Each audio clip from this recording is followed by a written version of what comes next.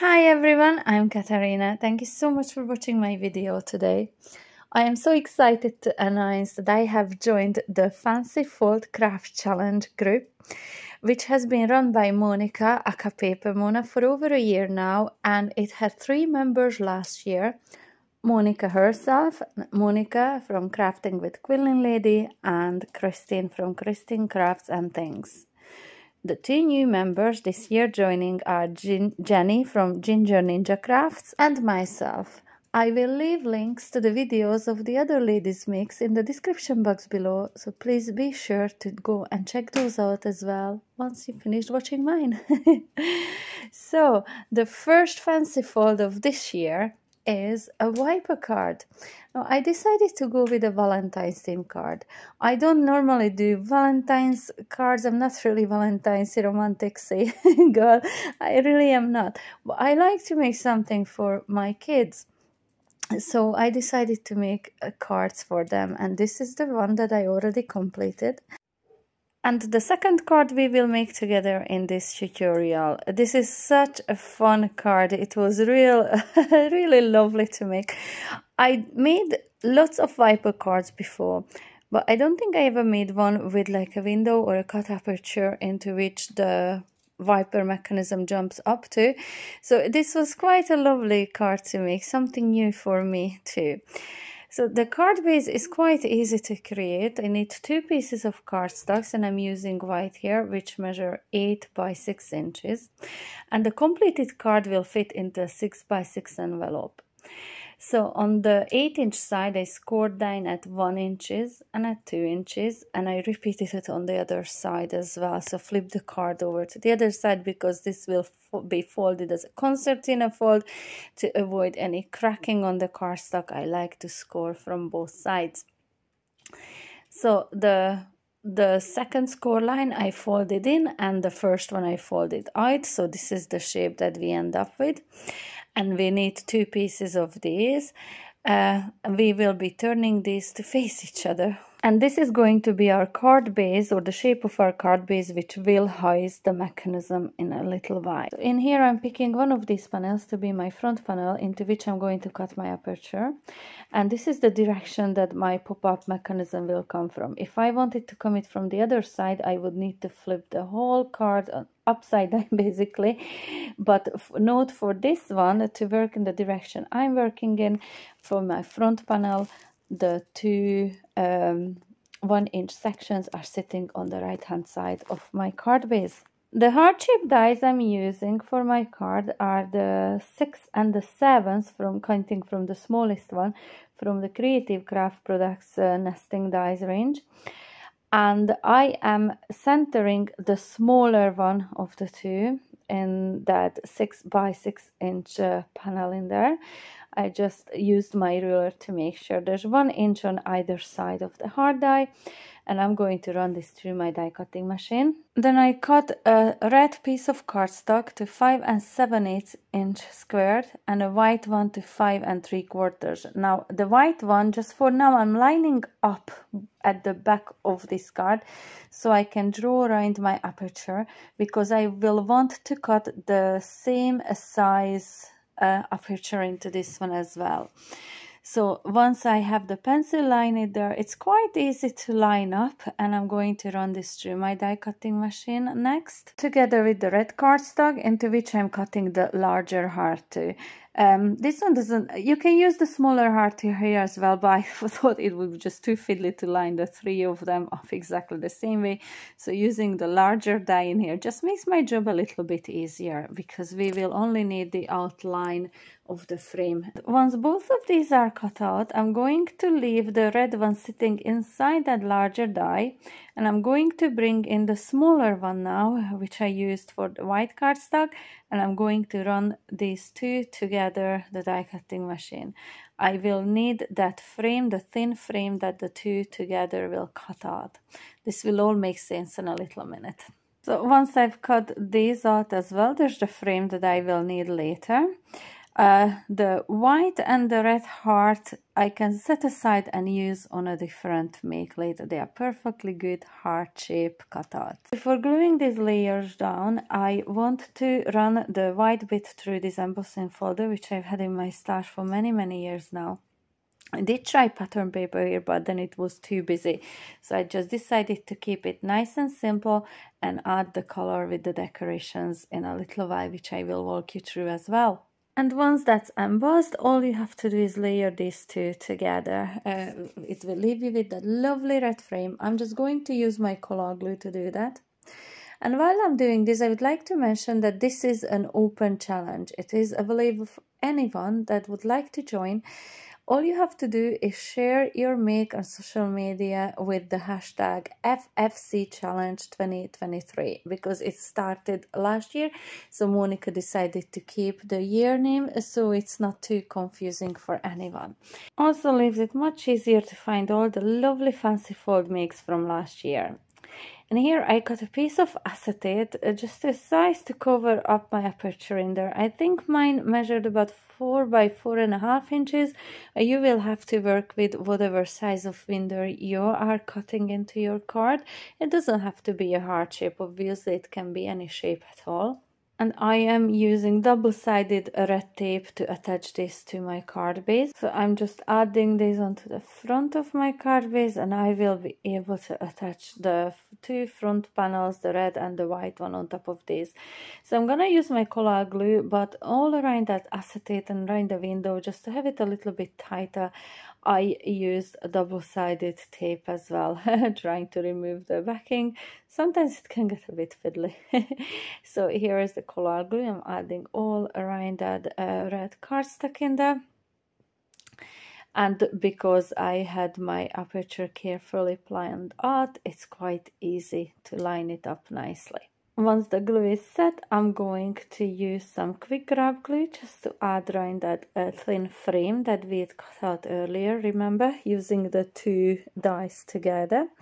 And I'm going to add it all around that acetate window and it frames it up so nicely. It looks much more finished with this. Sometimes in card making, it really is the small details that make all the difference. And now it is time to decorate and put our cards together. So everything that I will be using today to decorate this card, the papers, the clip arts, are bought from Etsy.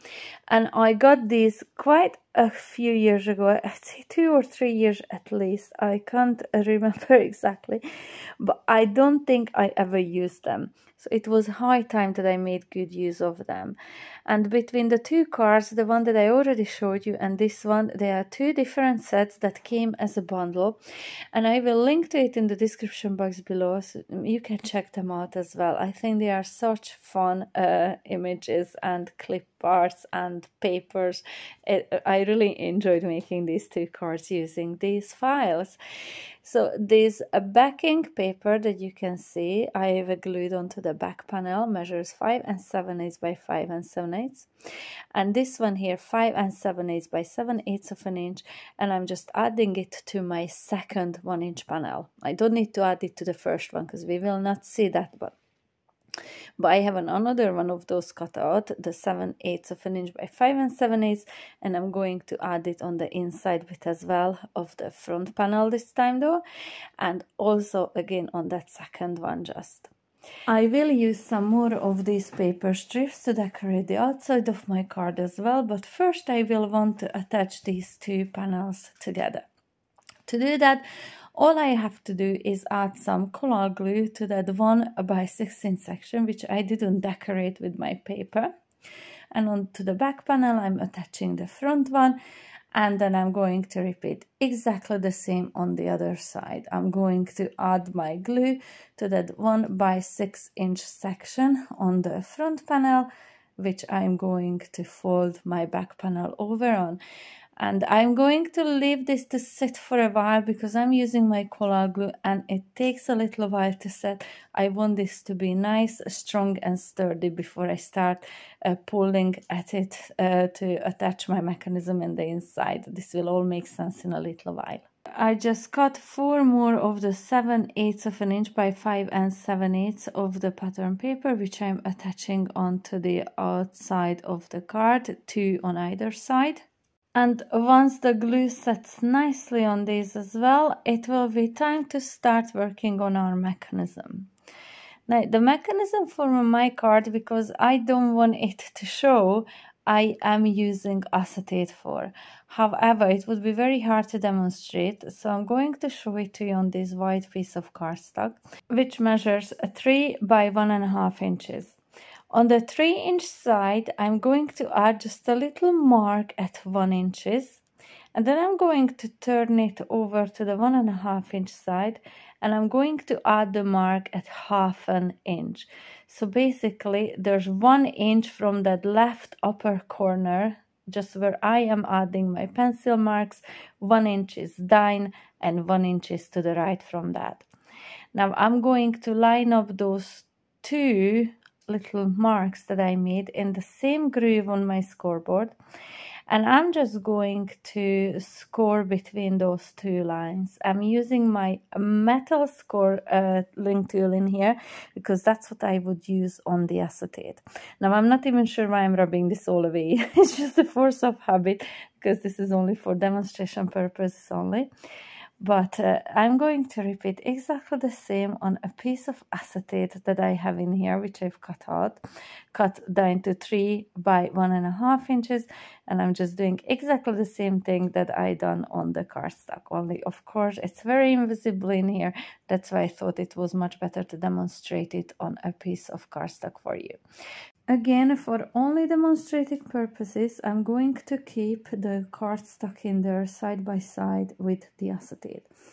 So I'm folding on that score line that we created, and it will give me that triangle, which I'm turning onto the bottom right hand side of the mechanism, just where I scribbled over it with the pencil. You can see much easier that way, repeating exactly the same movement with my acetate.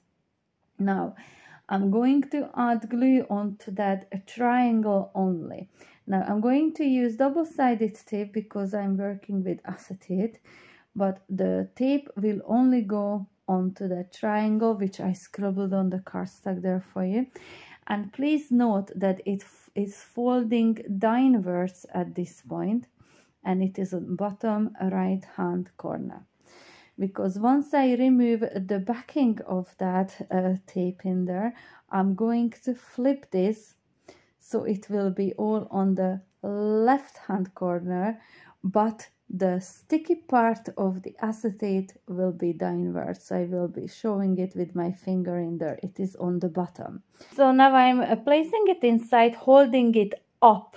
It is touching the front of my card and butting it right up to that fold line as far as I can go, and about 1 inch up from the bottom. So now when I press down on the front of my card, the sticky part of the mechanism will stick to the 1 inch by 6 inch of a part on the inside of the card.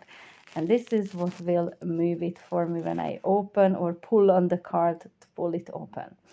Now, there's too much of that acetate showing inside the window, so I just cut a little triangle away from it, because I will not need it all. I know that from experience of making the previous card, I only need a little bit overhanging in there so I can attach my little creatures to it. So on my first card, I used some badgers, and here I'm using the foxes, again linked in the description box below. So I'm trying to line up that fox that it does not show in the heart piece when the card is closed, but it always shows a part of it. It's a different shape from the badger. The badger completely hid underneath the heart. This one doesn't, but it's not a big problem because there's always some decorations that I can hide it behind. So in here I'm just using some removable tape, because I want to make sure that I will be gluing it whenever I tape it down permanently. I want to make sure that I know exactly which position for this to be in. I think this is the fiddliest part of the whole card making, just to figure out perfect positioning for my little foxes, nearly said hedgehogs. Okay, so once I know where it is going, I'm just going to use some double-sided tape, and I'm going to attach it to the mechanism. And then I will further decorate the whole front of this card with all the different clip arts from the bundle. Sorry, my head was in the way in there. Just trying to make sure that everything is lined up perfectly. What I wouldn't want is parts of the fox or any decorations that you decide to use for a Viper card like this to be sticking out on the bottom of the card whenever the card is in a closed position. So that's what I was fiddling about a lot in that. I would love to know what is your favorite stamps, dies, or anything that you like to use in card making to use for Valentine's Day. I have purchased a stamp set, but it just did not work for this card for me at all. I did try, but it just did not look right at all. So please do let me know. I would love to check some stamps and dies out. Well, I know I'm not very much into Valentine crafts, but I do love creating stuff to show for you all. So if you have something favorites to use for Valentine's, please leave me a comment in the comment section below. I would really love to check some arts that I know that works for you all. So in here I'm just working with all different clip arts from the collection, and both of these collection parts of the bundle are jam-packed with loads of goodies. So this one is a little sentiment that says love. Just the way my printer prints, the letters kind of mushed together, and it was very hard to make out what it said. So I just used a white gel pen to differentiate between those letters in there. And this way it looks perfect. I used the red one on the first card, and I chose the pink one for this one. So in here I'm just working with some hearts, just trying to pick out some lovely hearts in all different sizes to add to the bottom part. This love sentiment I'm going to stack up on some foam pads that will give a lovely little dimension to this card. And some of the elements I will be gluing down just straight onto the card using wet glue, while some of the elements will be popped up on foam pads, just like you see me doing it in here. So I will just go ahead and decorate the front of this card, and then I will come back and show you the end result. So this is the card ready. I added a Happy Valentine's Day writing onto the back panel of it, which is again from the same bundle. And just how lovely that fox just comes up to that fox girl. I just love how it looks. So at the back of my card, there's lots of room to add some more decorations and write my message in. I think this one that we made together on video today, I will be giving to my daughter who is 7. And this first card will be going to my son who is 5. And the little badger just pops up there. I love how this turned out. Honestly, so cute. And I know that my kids will absolutely love these cards. Please stay tuned because I will be showing you some close-up footage now of both cards. I really hope you liked today's cards and you enjoyed today's tutorial. And if you did, please do not forget to give me the thumbs up, hit the notification bell to make sure you do not miss out on any future videos, and consider subscribing to my channel if you haven't yet done so. I really appreciate all the lovely support I've been getting. Make sure you go over to the other ladies' channels to check out their videos as part of this collaboration as well. I cannot wait to see you the next time with some lovely new tutorial. Until then, bye!